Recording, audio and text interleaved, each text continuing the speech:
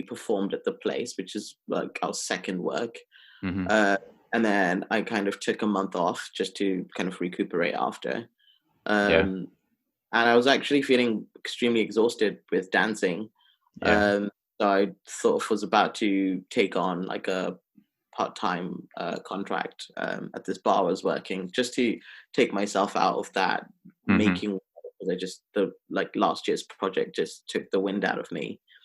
Um, and yeah, then lockdown happened, so then my kind of contract didn't go through. Like literally, I was 2 days away from like signing the contract. Oh Uh, man.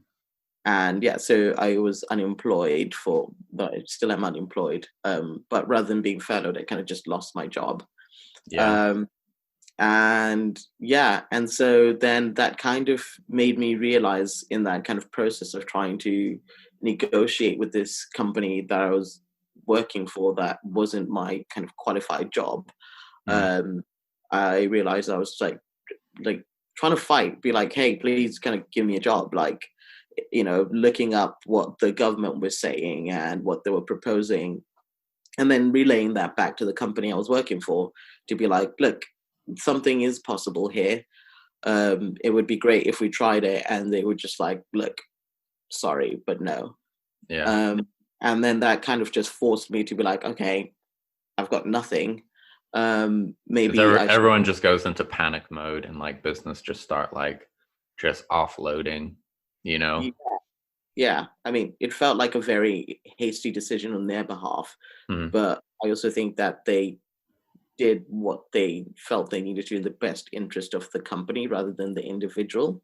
Yeah. Uh, and I recognized that immediately. And I think it just made me think, hang on, that's sort of why I don't audition anymore, because I wanted to invest 100% of my output into my own company. Yeah. So why am I kind of weeping over an organization that I definitely didn't want to work for, but I was there because it was paying me, it was keeping me on Mm. my kind of my toes, that kind of thing. Um, and yeah, so I was like, let me just start reading and researching and just focusing on what I envision for my future, through the company and the company alone. So yeah, it kind of then forced me to start writing and researching a lot more than I would have, because I would have been splitting my attention or always on the verge of going back to work. But Yep. it just meant that I've had 9 months to do absolutely nothing but concentrate on my practice. Mm. Uh, and I think as a result of that and a certain level of speaking out about certain things, um, I just think more people have engaged with me. And I think a lot of what we do, or what I do, um, lives a lot online. And Mm. so I think when lockdown happened and everything started going online, it kind of was already there. Yeah. And various people invited me for conversations, and then like, yeah, one thing after the other. When I say like, over the last 3 years, I'm not saying that I've worked like 20,000 times over the last 3 years. Mm. It's more of a case of like, even one job a month over 9 months is more than what I've done in 3 years. Yeah. Uh, so yeah, I mean, it's good and it's healthy and I'm enjoying it. And I guess it's reassuring to know that there is some kind of stability that's starting to arise from all of this. Right. Yeah. Yeah, I definitely see that. I think it's kind of a struggle. I always struggle between like how much I push the being a dancer side of things and the being a choreographer and an artist side of things. Hmm. Um I mean they aren't mutually exclusive. Like I'm working on a solo at the minute because kind of out of that conversation with myself, I was like, well, maybe you just need to put yourself back in your own work more, because I had for probably a few years had been quite like had a bit of an antipathy to like being in my own work. Hmm. Just because I find often it's just so much, it's easier just to not wear the two hats, Yeah. and to be able to see the work and to just, especially if you're creating a group work, to do the role of choreographer well without having to worry about if you're doing the role of the dancer well. Yeah. Um, but I think kind of a desire to both grow as a dancer and grow as a choreographer has led me back to like re-exploring solo work as kind of also just like a form of personal development and a way of pushing both of those things forward simultaneously. Hmm. um I think that's just something I'm trying to just do more generally as I'm realizing and getting older that like just time is precious, and it's really hard to accomplish multiple things. So the more ways that I can kill multiple birds with one stone is the better. Yeah. I mean, I'm looking for like a boomerang more than a stone at this point. um, uh, but you know, even this podcast, like, you know, I really wanted something that would give me more flexibility and a job that nobody could fire me from. So, Yeah. you Yeah. know, you are your own boss, you're in charge of it. You know, it's a great way to have these kind of conversations that I really wanted to be having. You know, but it's also just a great chance to like network and just catch up with like dance people because I mean, you absolutely know that like it's really hard to see dancers if you aren't like working with them. And I say to say to friends, I'm like, if you want to see me, like, um, let's do something together because it's like, yeah, maybe it shouldn't be like that, but like we are just all busy, and it's just quite intense, isn't it? You see people like very intensely for a job and then not at all for a few months. so, so, Yeah. Yeah. so it's this like really nomadic lifestyle, but also quite nomadic, like social life, and the dance scene as well. Mm. So it's just nice to touch base with people, you know? Yeah. I mean, in our case, like, when was the last time we kind of had a chat? I think 2000, Loving. yeah, yeah. 16, 17, that Yeah. like academic year. So this is like Yeah. the first time. But also we were working together like at the very beginning Mm, of our time at Larbin. Um, and then after that, we just went back to our regular kind of schedules.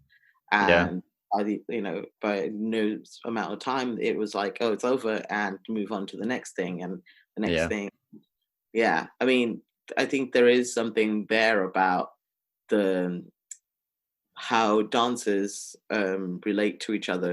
And I think for me that's important. Um, I think I've tried more to always build a family, Hmm. um, because I think that's essential to the practice. The Mm, practice centers around sensitivity, community, and care. And so, I can't just host an audition and be like, you dance really well, you dance really well, you dance really well. Let's mash it together and make a dance piece, because that's kind of doing an injustice to the practice that requires a lot of sensitivity and a lot of listening to people and caring for people. mm, Um, and so I think there's a huge emphasis definitely on care. And I often try to bring together people or personalities that I think will have a friendship through that process where, it's not I'm just here to move my body and then see you guys tomorrow, but there mm. is a communication that's happening there. There is a something in the space. We did a project back in 2018, Mhm. and we were researching something completely different, but because of this kind of bonding experience that we all had, Mm. we ended up creating this work that was about looking after each other, about being together. And My Dear Time Has Passed, it was called.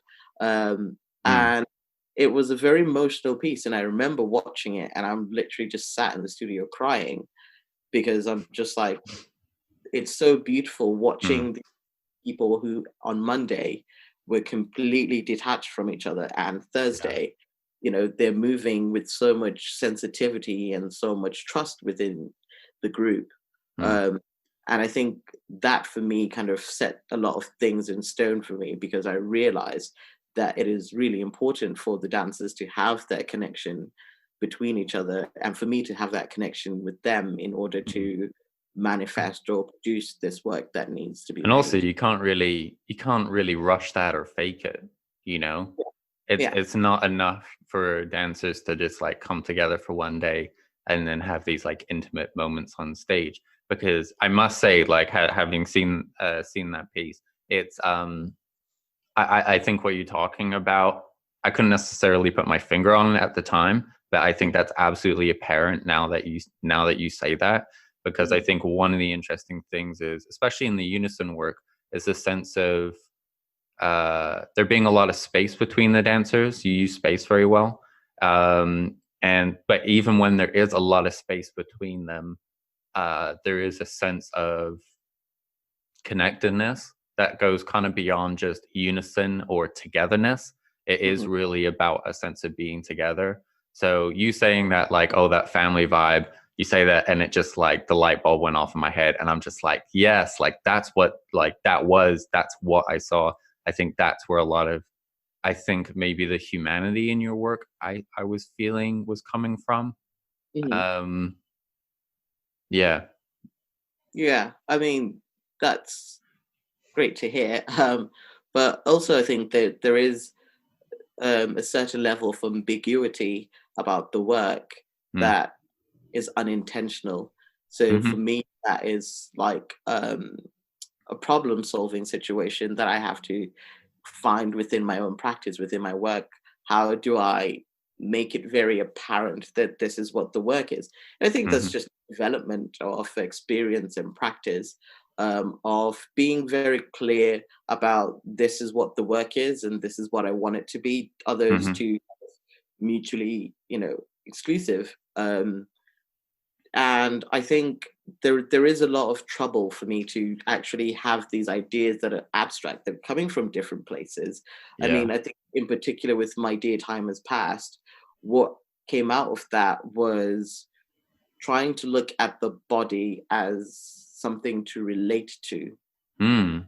Okay. And it was a solo that I was working on with Daniel Longhurst. Hmm. And then we came together as a group in Falmouth. And I think where we were at that time was actually what informed the work. I love Falmouth. It's where I went to university.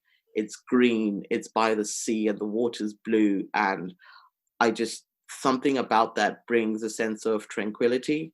Mm. Um, and I think that kind of crossed over into the dancers. We're in the studio, and the windows against the studio look out against Cornwall, and it's just green and it's quiet and it's blue skies. And I think that filtered into the work as we took this solo that we were working with Dan and started sharing it with the other dancers. It Mm. became a lot of sensitivity was there, and I was like, well, what happens if we start bringing this together?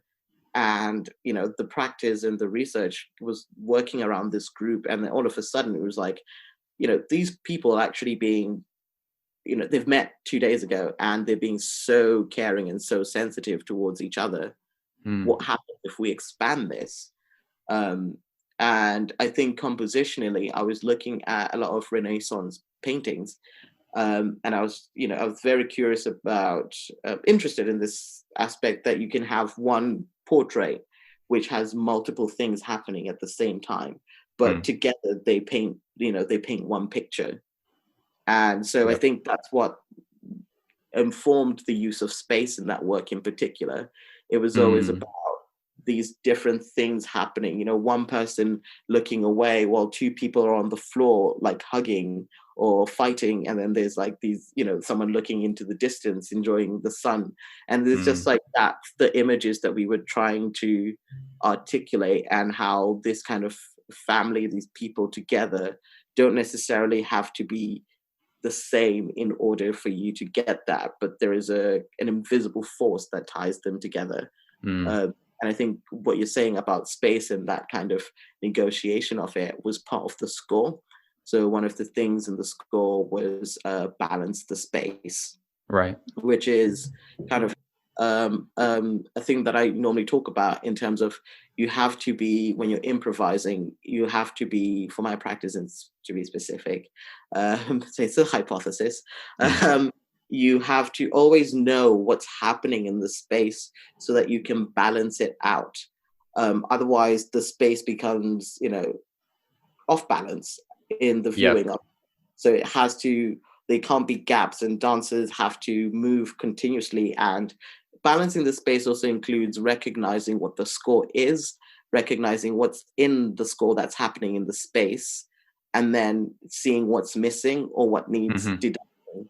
So then sometimes you have this situation where you have a trio happening, let's say downstage, and then there's a gap over there, or it's moving very softly, so it needs a little bit more pace in the space. So then we have a solo for that ups the tempo. So there's that constant balance of these things in the space. And I think, yeah, that's for me became the obsession. And I think out of that was born a lot of ambiguity that wasn't necessarily intentional. Yeah, that's totally beautiful. That's so beautiful. And I do have interesting. I'll tell you the image that I had watching your work, which I think kind of relates to that. Let me introduce you properly first. I know we sort of dived in without. I'm glad I hit record earlier earlier on to capture all of that. But yeah, let me just introduce you. Hello, lovely dance people, and welcome to David's Dance Podcast. I'm your host, David Evans. We are so pleased to have with us today a choreographer and fellow Lapanite who creates incredible movement for the stage. We've already talked about his movement, but I think he brings real humanity and a sense of composition to his work. We are so pleased to welcome to the podcast Bakani Pick-Up. Bakani, welcome. Thank you for having me, David. Hola. ¿Cómo estás? The point that I had when I was looking at your work was, or the image that came to me was that in my mother's house, on one wall is this like huge old cabinet, open cabinet, and she's I hope she doesn't mind me saying this on the podcast, but a bit of a hoarder. and the most recent thing, sometimes it's plants, but she went through this jug phase of collecting these like little kind of just like old Victorian stoneware jugs, like every single kind that you can sort of imagine, and it didn't matter if it was sort of 30 quid or 2 quid or 1 quid. But she just loved these little things. And then she would place them and arrange them on this open cabinet. So it's just kind of like smorgasbord of like all these different colors and textures. And when I was viewing your work, that was sort of the image that came to me of this kind of, you talked a bit about balance, but this kind of presenting of various textures and gestures and moments kind of together. And it was kind of felt like a way of curating these moments in the same space to produce something that felt quite eclectic. But also, I think, as you say, balanced and having the sense of being contained kind of with one composition, or I guess the sort of example you used was Renaissance painting. So it's interesting that like, yeah, I think I had a different image that allowed me to kind of maybe pick out what was going on, but that those things are still there. And I think it brings back to me this thing that, and it's one of the things I think is really interesting in dance is sometimes as audience members, and this partly has to do with art education, we're told that we need to ask like the why of a work, or to ask what a work is about, rather than maybe what work is doing, or how a work is making us feel, what it is as an experience. And I think there's, there is certainly work that can just be quite like, here's the meaning. But I think there is absolutely a place for work, and dance often tends to fall into this category that is, we aren't necessarily able to articulate the why or the meaning, but the fact that there is meaning is obvious and is present. And it's this thing of having, as a choreographer or as an artist, having those intentions behind the work, having that deepness and that richness in the process,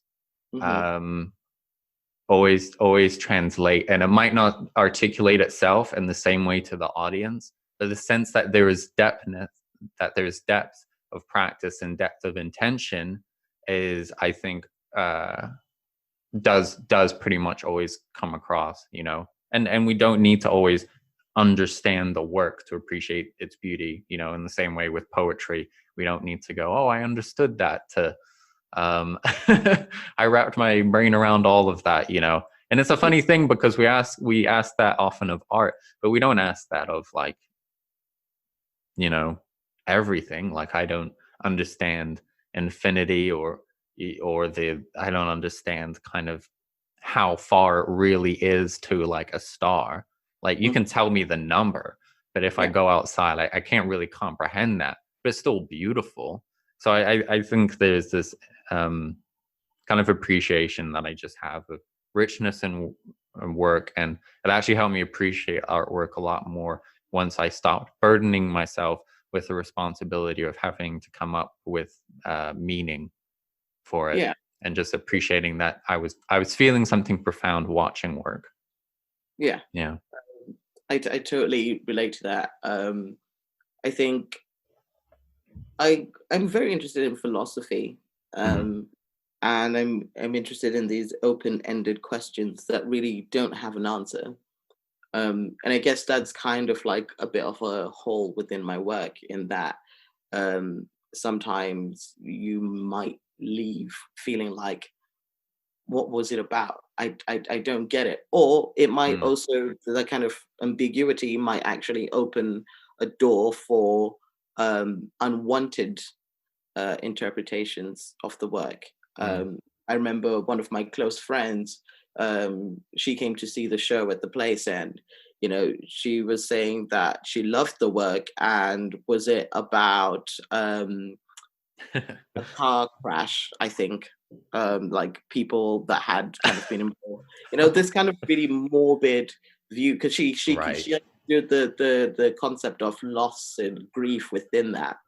Yeah. Uh, and I was like, no, and but thank you. Um, but I have to also be okay with that. I have to Yeah. be There's a sense of ego that has to die when you put your work out there sometimes, for me anyway, Mm. because whether I've created this work down to a T and it's exactly what I want it to be, once you put that out into the world, you have no power over how people are going to read it, how it's going to be contextualized. I was watching I've been listening, because I'm in the process of making new work at the moment, Mm. and really in depthly researching and trying to figure out how am I going to make this, like, taking composition to like a really good place for once. And so I've been listening to a lot of like making documentaries, and I watched a conversation between Zane Lowe and Kendrick Lamar, Mhm. uh, just after he released Damn. And one of the things that they were talking about was To Pimp a Butterfly. And Kendrick was saying that he knows what the work's about.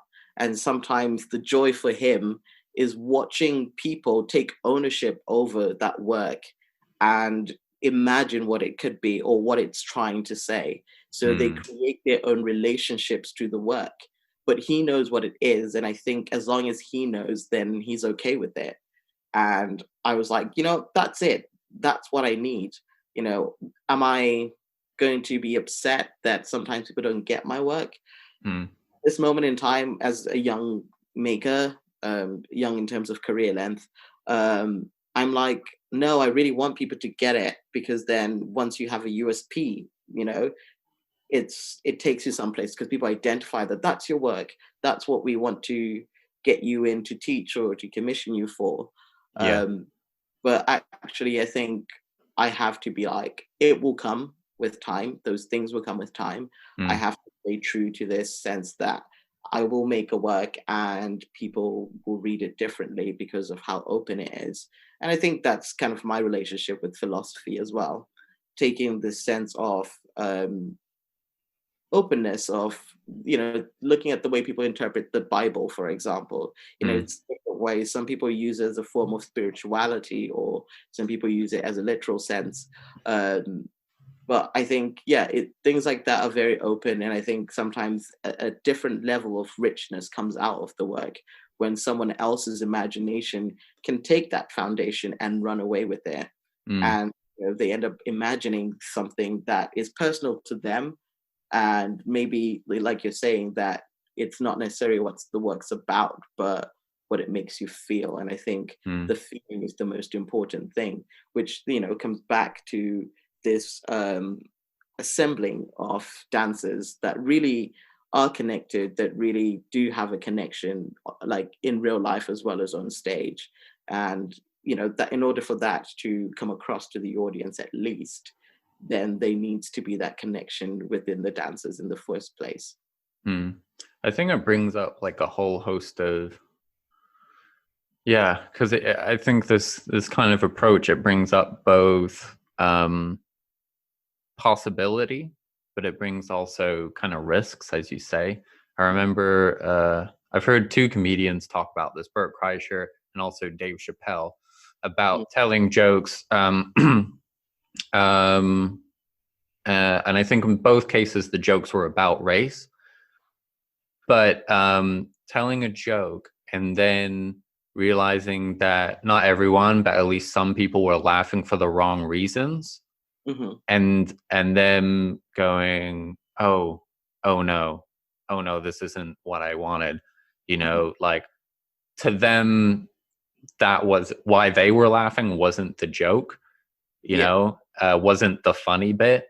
Mhm, This kind of thing of like, saying something that's like racist or ridiculous. And Dave Chappelle did this a lot in the Chappelle Show, putting forward these kind of absolutely crazy kind of situations, and just kind of showing like the ridiculousness of racism.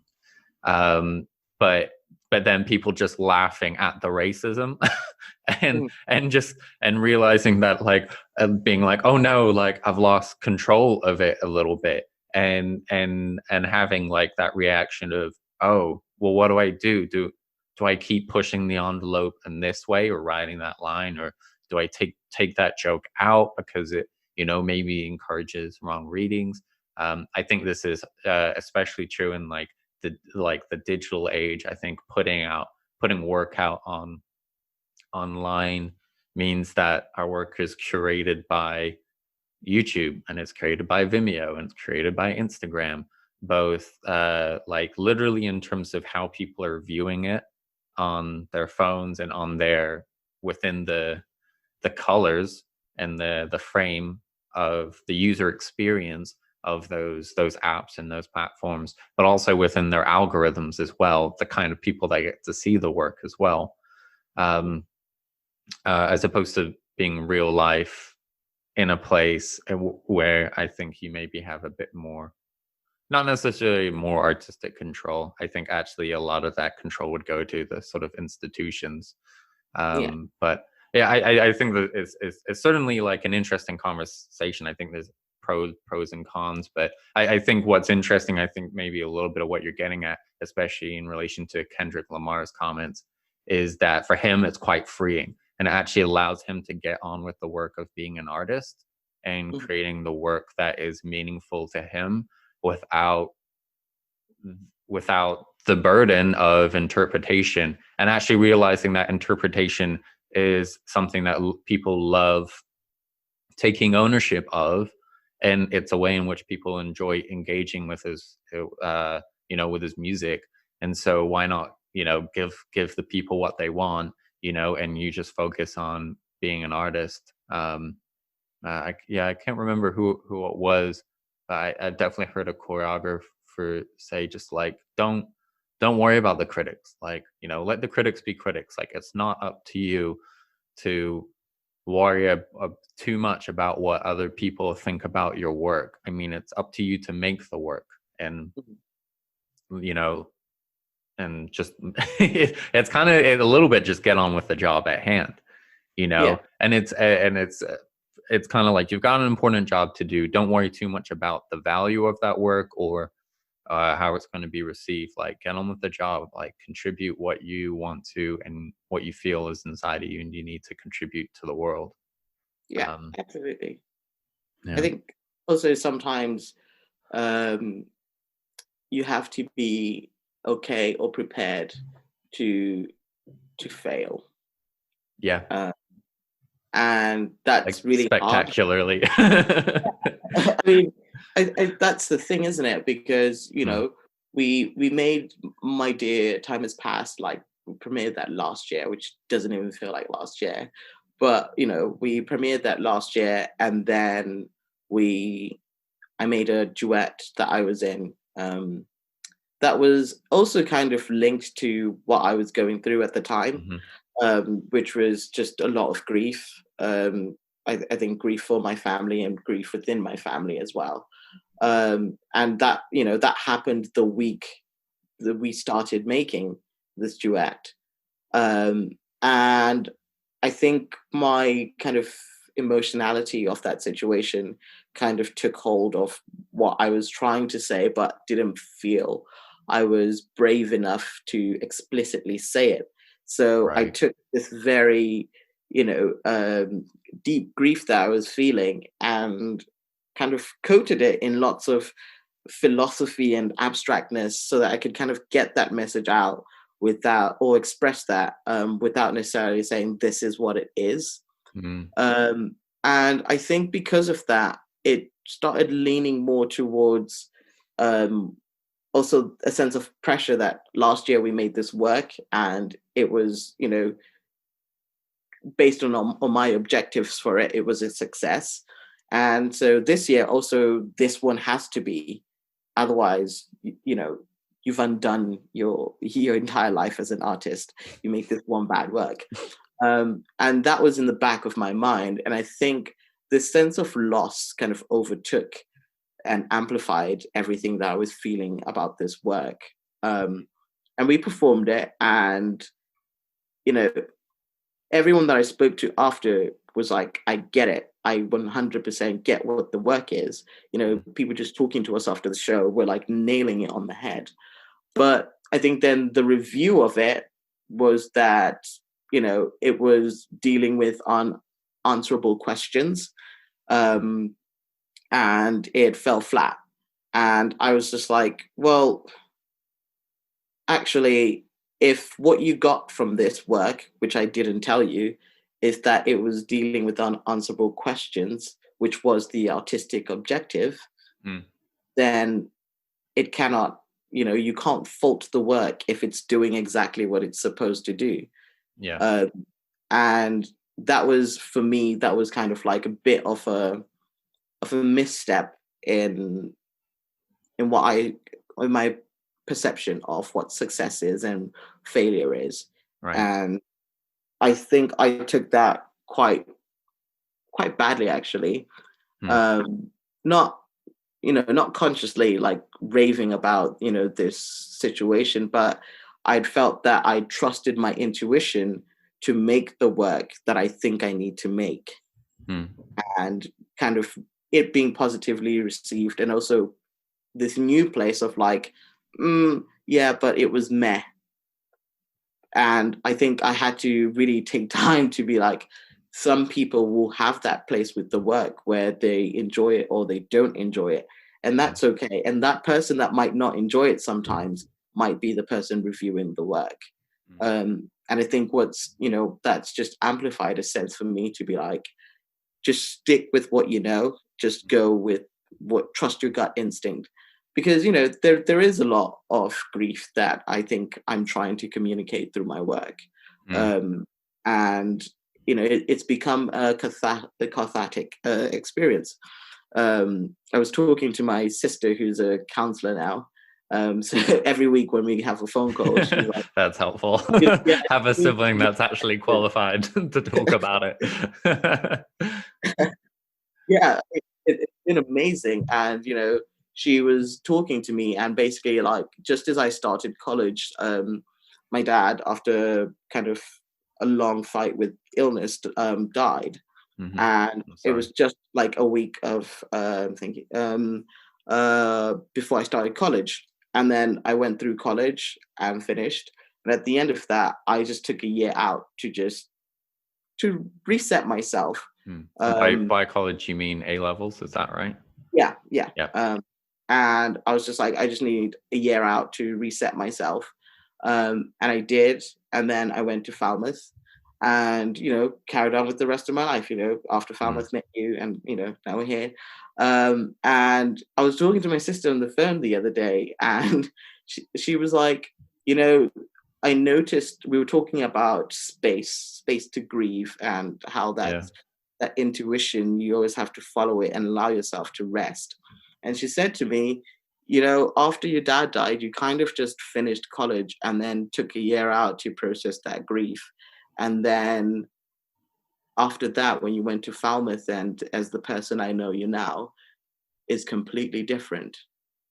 Mm. And I was like, oh, bugger. That's so true.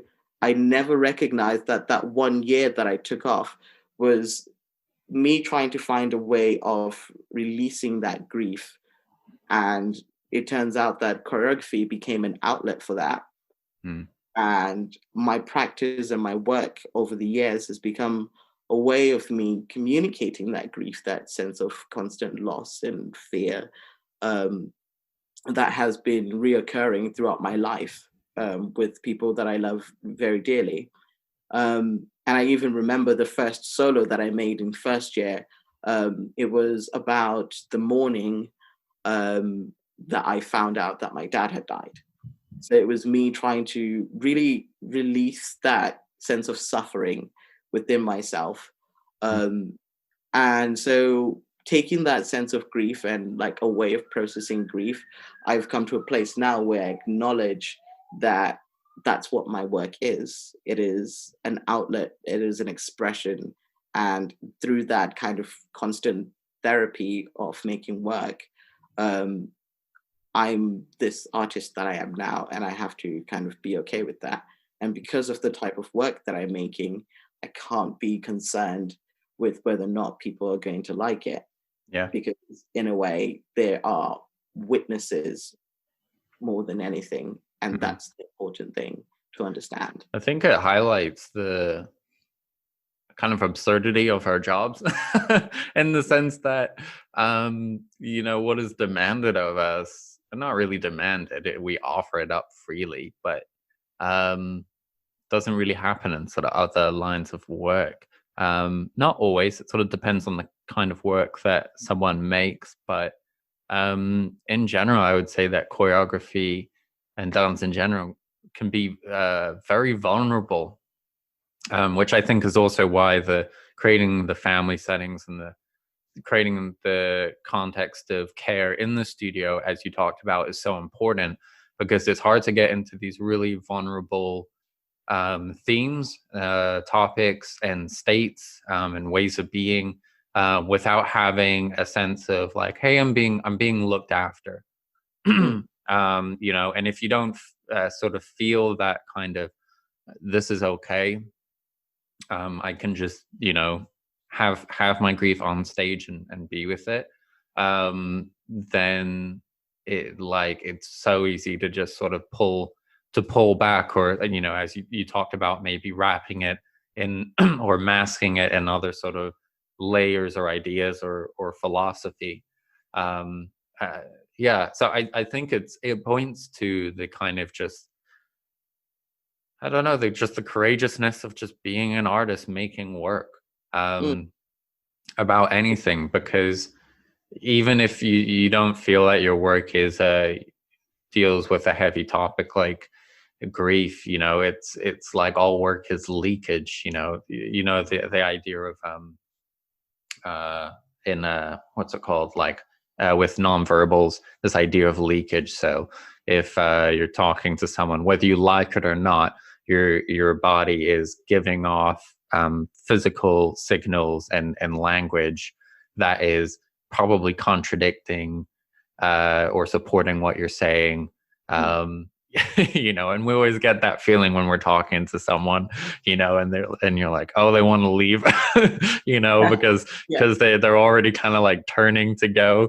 yeah. um you know, or these kind of, yeah, that our body language, whether we want it to or not, is talking for us. And I often feel like art's the same. You know, people talk about finding their voice or what they're going to say with the work, and it's kind of some of it's a little bit like just make the work, and then trust me, you're gonna start leaking stuff anyway.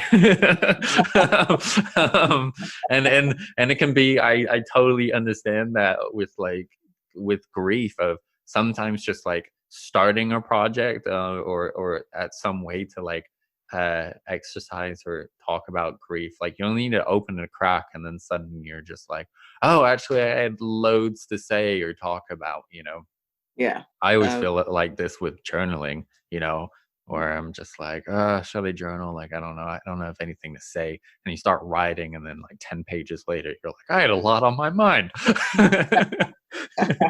yeah.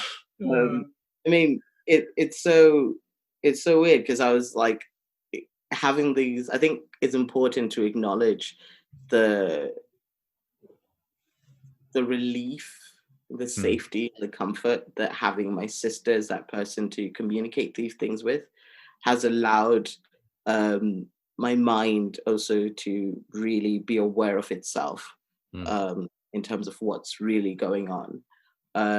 I mean, I was having a conversation um, a few weeks ago, and I was saying, I've just been thinking about, because I'm always writing choreographies. mm. Like, if I meet someone or I see someone dancing, and it triggers images in my mind, I'll write the choreography for them. So I just have a book with like, lots of people's names that I've just Mm. come across that I've written choreographies for.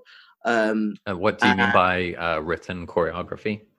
I write all of my works as sort of like short stories. Hmm. Um, so I picture it in my mind and then I write it down. So I think of it as a place.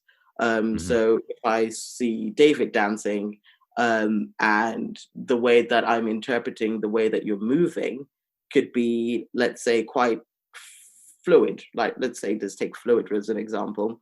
Hmm. And I'll be like, oh, God, yeah. So, watching that movement, it would be really great to focus on a solo or a piece of work that deals a lot with this idea of travel. So, how does this liquid form move between points across space, and how does it resonate within space? And so, thinking about that, I would think about what type of tempo does that kind of space have? What Hmm. texture does it have? What sound does it have? What setting does it have? Um, and that's how all my choreography start. Um, Right. and so So, that could so you say sort of writing stories, but it's sort of writing these sort of, I guess, choreographic kind of anchor points or notes that then you sort of, to I guess, describe what's happening on stage. Would that be right? yeah, And then sort of putting those together in some kind of order, to kind of make the whole composition. yeah. And then I'd name it. I think that's my starting point, naming Hmm. it. So let's say the Archangel of Goliath is the name of the work. Um, and so I start to think, the Archangel of Goliath, what does that work look like with Mm. this body? And so I Right. start to be like, create scores for it, improvisational scores on how that would kind of transition from one stage to another, how that person exists within a different space or that kind of thing. And so then the Archangel of Goliath becomes the title to this story that I would imagine telling through this specific body based Mm. on these instructions or rules of this reality of which their body exists within in my Wow. mind. And how did Uh, how did you come to this kind of approach to choreography? Is this something that came from a previous writing practice that you had, or that you learned from someone? I think this is the first time I've ever actually publicly spoken about this as my process. Really? Uh, But I yeah, I think, think it's a very interesting process. I mean, I have a sketchbook for when I choreograph, but how I go about it's like nothing like what you're describing. So I think it's really interesting to hear you talk about it. especially because so often the choreographic process is so mysterious, and we're taught how to dance, but choreography is actually very rarely taught. So Yeah. it's yeah. Where does it come from? Uh, it comes from where the inspiration lies, actually. Mm-hmm. Uh, so, I could see the body moving, I could see David moving, and that's where the inspiration's coming from. Hmm. And what my mind just takes that on and it imagines it. It's just my imagination. But Right. so me kind of talking about the sound is my way of trying to extract from that imagination and see what real life kind of replication of that I can do. Mm. I think sometimes I listen to music, I can listen to a sound, I could see like David dancing, and then 5 months later, well, I'm listening to BBC Radio 6, for example, I hear this song and it'll take me back to that David video that I've seen, and I'll start putting two and two together, Oh and wow. then the sound informs the tones, the textures, and the way that that body is moving. Mm. I just had like a similar experience actually at Chisenhale Dance Space where I worked with 6 dancers, I think. And all of them are just people that I've seen dancing or worked with before, so I know how they move. Mm. And then I was trying to piece together all these different tones, again, kind of coming back to the Renaissance paintings, trying to put them together and create a more literal sense of togetherness. But all of them individually are people that cross my mind through this kind of creative process. Mm. Um, So would yeah, you say kind of like early on, then it's kind of a bit like, I guess you probably just need to just see people moving, see how they move. And I guess it's kind of a little bit like, what's for painter being like, okay, so what's the paints that I'm working with today? And oh, okay, I have this color paint and this color paint. And okay, now I'll start painting. yeah, Rather than so much approaching it from I'm going to paint this, let me go out and get some paint.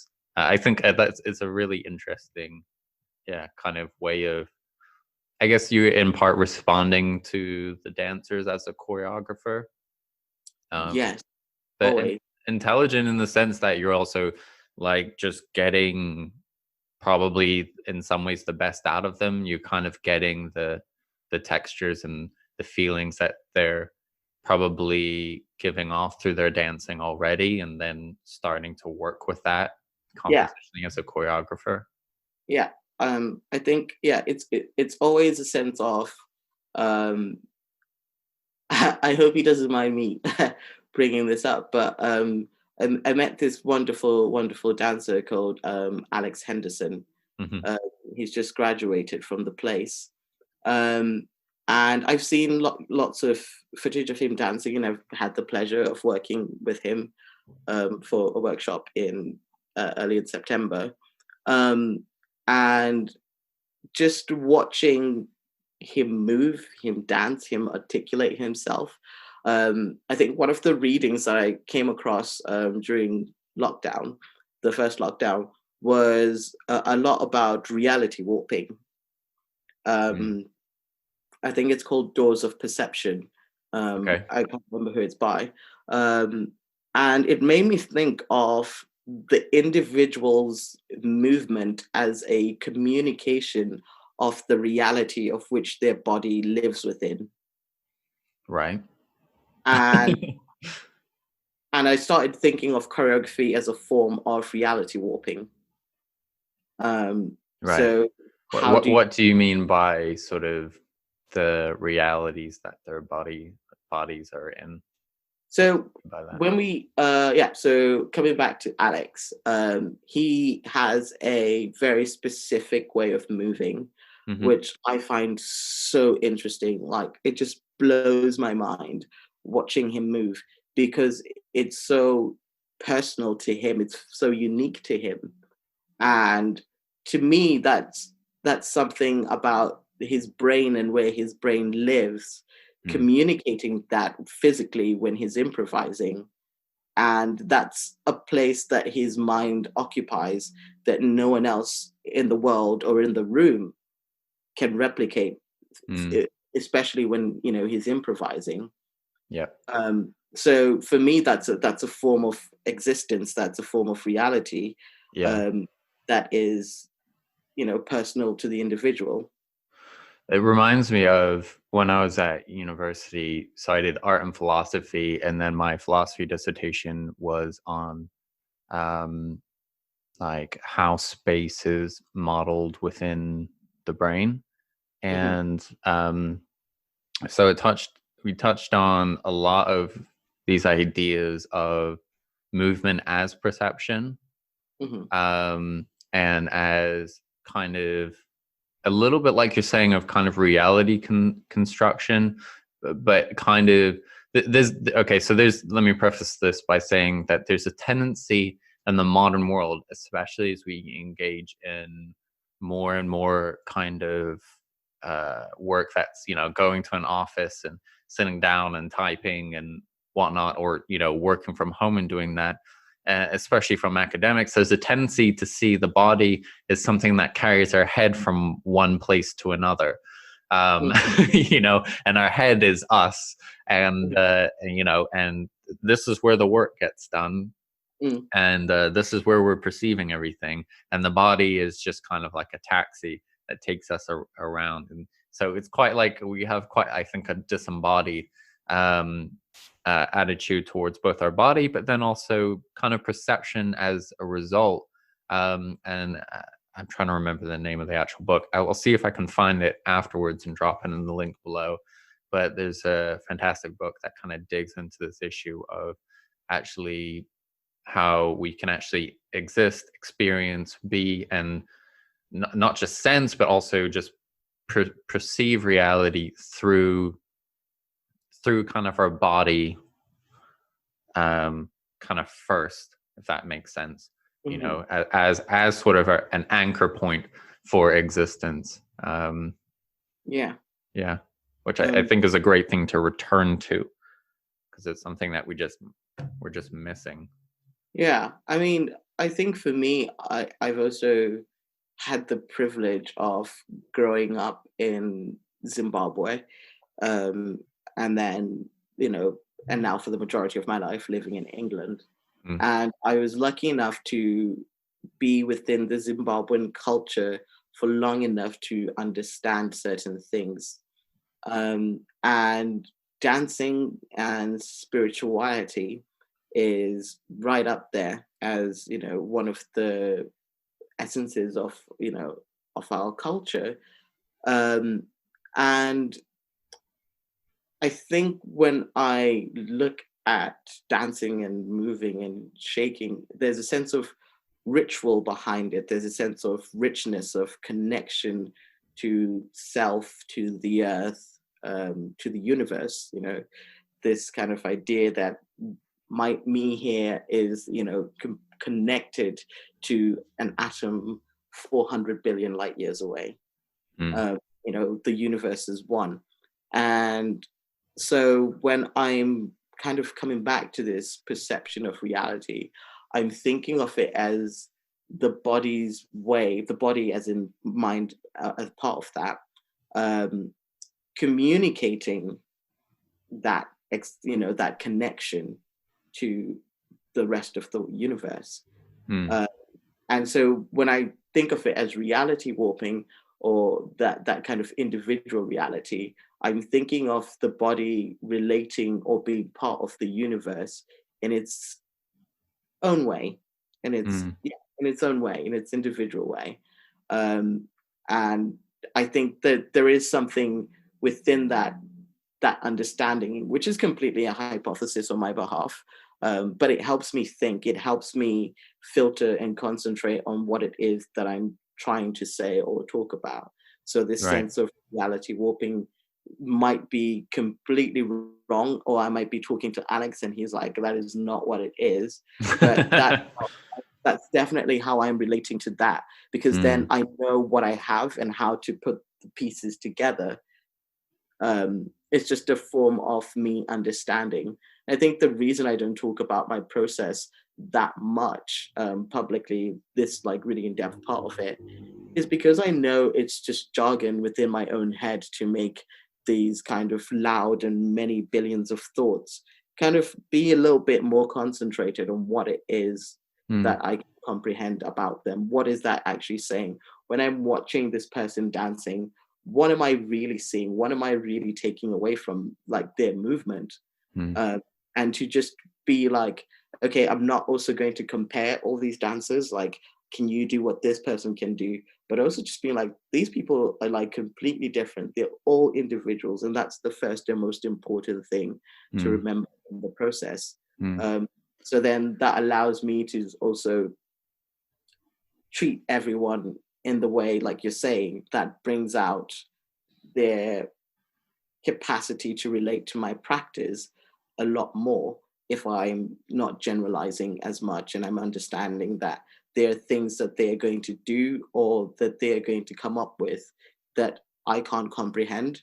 Yeah, But my job is to identify them when they happen yeah. so that we can put them together. Mm. Yeah. Is it this sort of like trying to wrap my brain around it? This sort of like way of viewing dancing as putting out into the universe what your experience or perception of that universe is. If that makes sense. It's sort of communicating the universe of the body itself. Yeah. Am I sort of kind of at least adjacent to it? Yeah, Um, no, absolutely. I think I've spoken a little bit about how choreography can be used as a form of world building. mm, I think I've written something that I'm happy to just share with you. It's just like two yeah. sentences. So this was just me free writing. Choreography as a way of life breeds calm and chaos, a way of looking at the world through form and rhythm. To choreograph is to understand how the world is built because the art form itself requires us to build worlds of our own. My hypothesis is through improvisation, we become reality warpers where we create whole new worlds so a dance can be born. Mm, yeah. It's beautiful. Thank you. Lockdown had no effect on me whatsoever. uh, I think what's really great about all the approaches that you've discussed and what seems quite central to your choreography is the importance of just being observant, the importance of listening, the importance of uh, looking for these details. Mm, You can't go into this if you aren't in some way listening to your dancers, listening to what they're offering up. And by yeah, listening, I mean listening with your eyes and ears and everything to the experience that they're offering you. Um, I think that by itself, I think will probably be a revelation for some people. I think it's a great thing because there is an approach to choreography that is this is my perception, let me now print it onto a set of dancers, which is fine, and that's one approach. But I think what I'm finding more and more as we talk about this is the sense of being observant, of listening, of taking in what's around you in the choreography, and throughout the process, um, which I think is also emphasizes the importance of the artistic process itself as a journey of discovery, um, and one which you can't sort of arrive at the work without going on the journey, so to speak. mm, You can't suddenly arrive at Mount Doom. You gotta walk through the Deadlands as well. You gotta go through that experience, and it's kind of actually through that experience that you do arrive at the work and what it is, and that experience itself is the thing yeah, that can craft the work in a really beautiful way.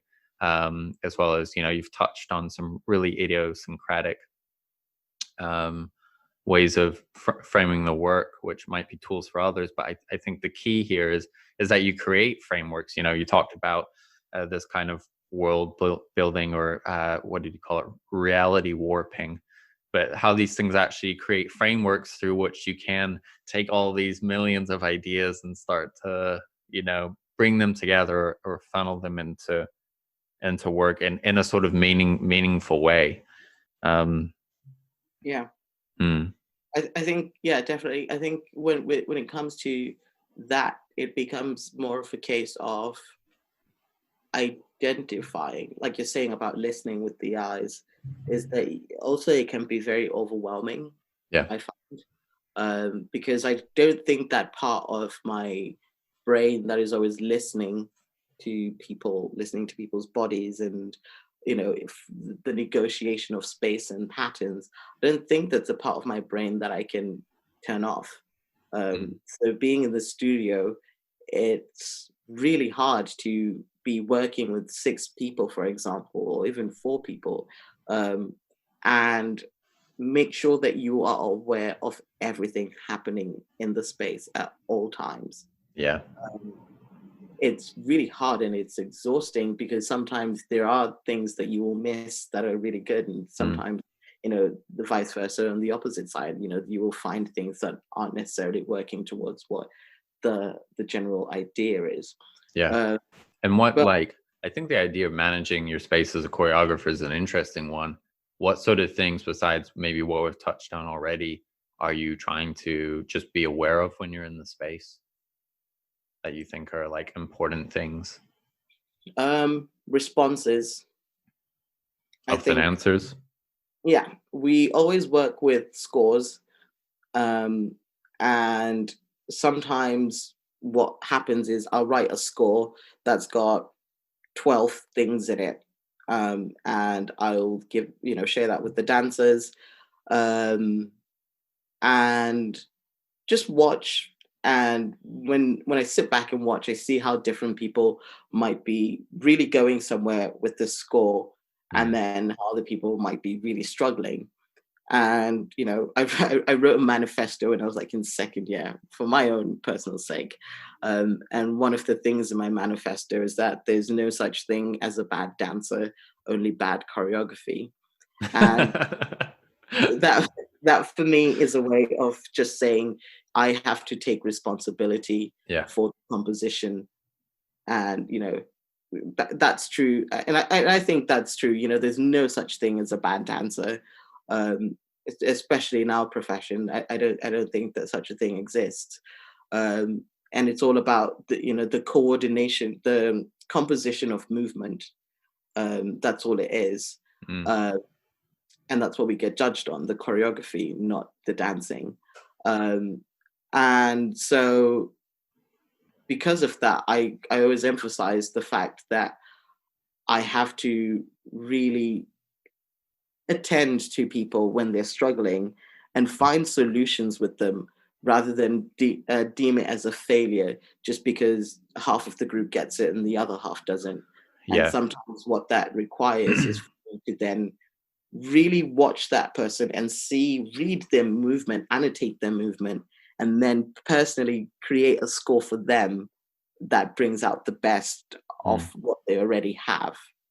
Um, and I think that's something that I've learned recently that's super important, because mm, especially in university settings where you're going to have the people that have, let's say, been through CAT, Center for Advanced Training, that have been through that, so they've worked with this abstract stuff, and so they get it, like they're away and gone. And then some people who went to college and then straight to dancing, that haven't necessarily had that experience with choreographers that work in that kind of way mm, before. Um, and so you have to be really sensitive, I believe, to individuals' needs, and that requires you to be constantly aware of what's happening, and also annotating and analyzing what it is that that person's doing that can be brought into the work, yeah. that they already like have, rather than what I'm going to put into the space for them to have. So it's about bringing out the best and amplifying what they already Mm, have.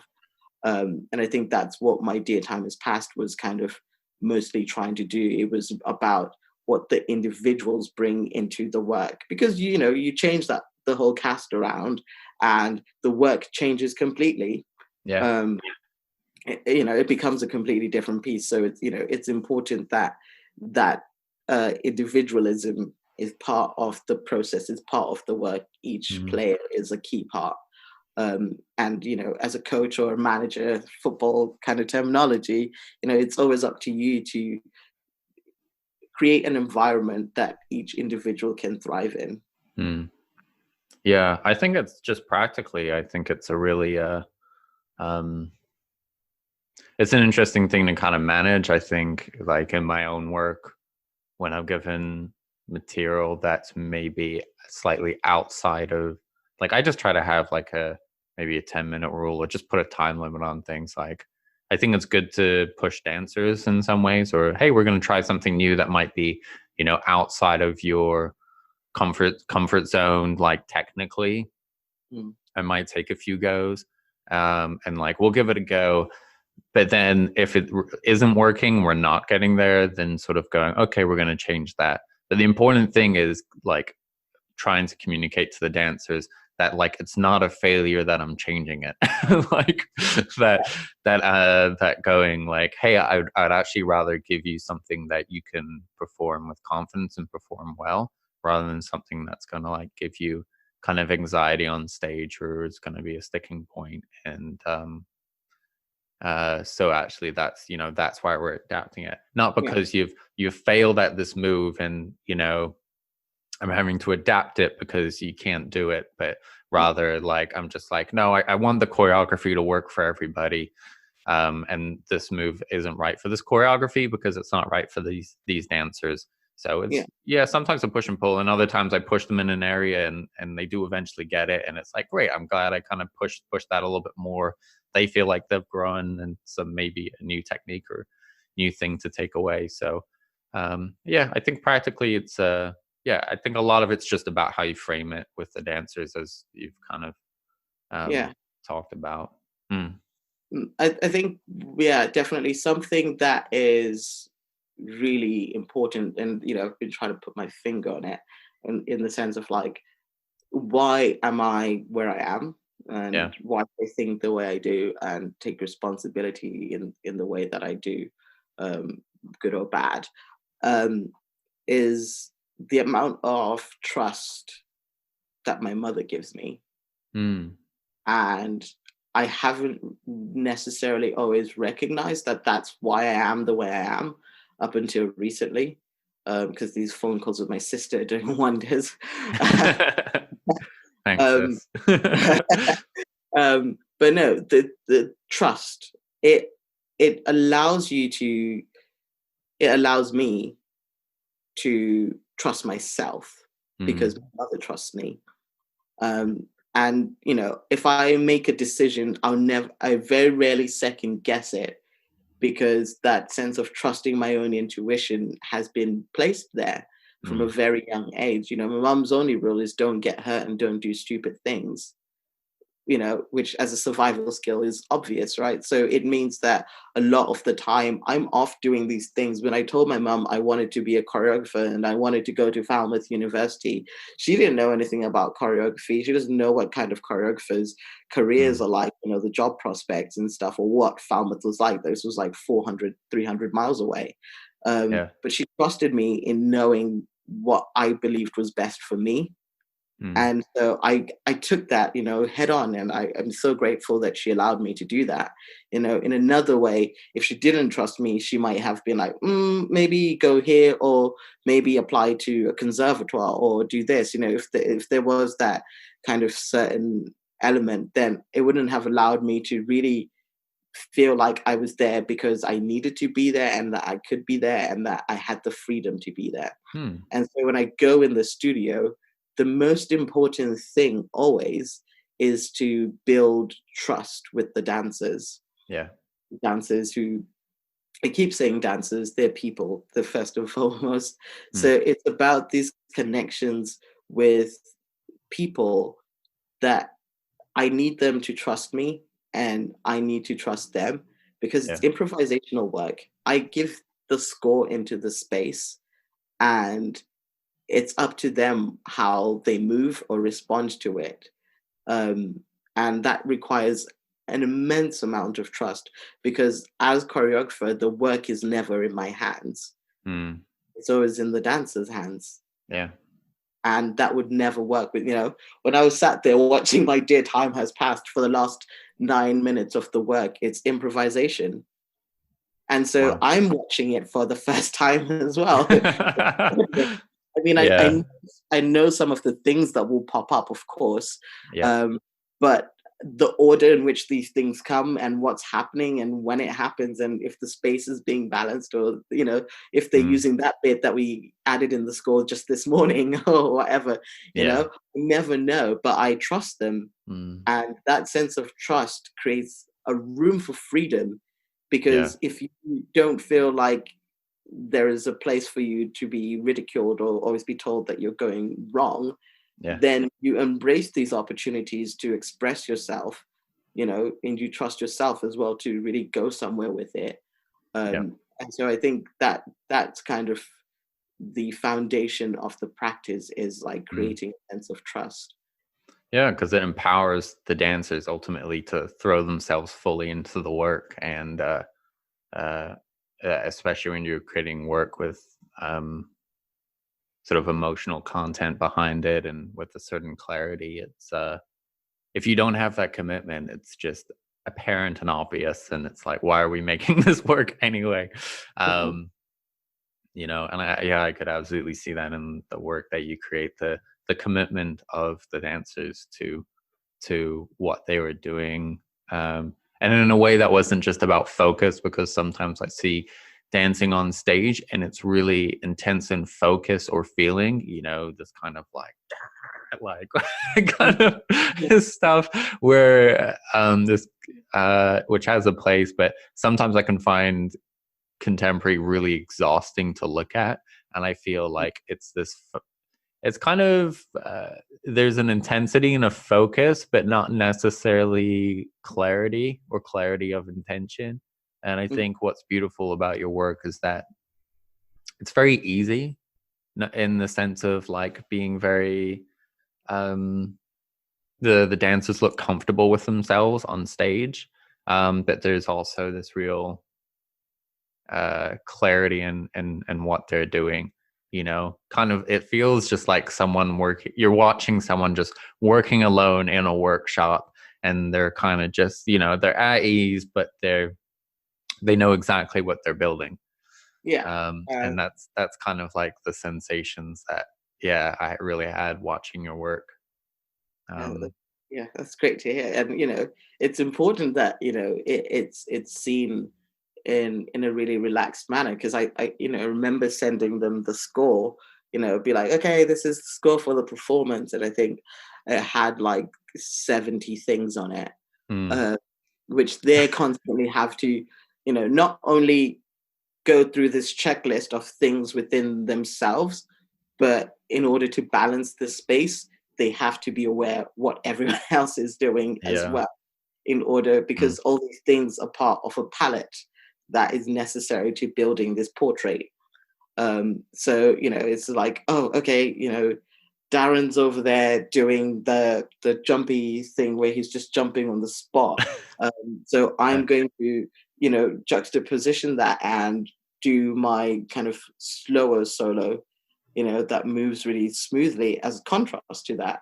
But then you can't do that if the three other people are also doing that in the space. So you have to be aware what other people are also doing as well. And it's Mm, it's amazing how that just happens. They all going through the score constantly, and when I'm watching it, I can see it. I can like, there's the next bit, there's the next bit. mm, But it's just amazing, because then for me, it's telling me that you can recognize when someone's like, okay, there's a need for this texture in the space, or this tempo, or this pause, and that's like composition happening in the space, and that's the work. That's people, that says to me that my idea, my concept, they understand, and it's mm. now our concept and our idea, and we're Yeah. building it together. Yeah. Oh, that's beautiful. We're at well over an hour. Bakani, where can people find out more about your work? Where's Oh, best to follow you? I would say probably just bakanipickupcompany.com. Hmm. Um, I post the work we've made on there, and I occasionally write a long blog. It's not long, but no, I would say just the website is the best place. Just because every time I make a piece, I try and also write a framing statement to support the work Mm, online. awesome. Yeah, that's so great. So we'll drop all those links in the description below, so you can check out more about what Bakani's up to. Check out his writing and his fantastic works online and everything that he's up to. Thank you, listeners. I've been David, and we will see you next week. Thanks very much for joining us on the podcast, Bakani. Thank you for having me, David.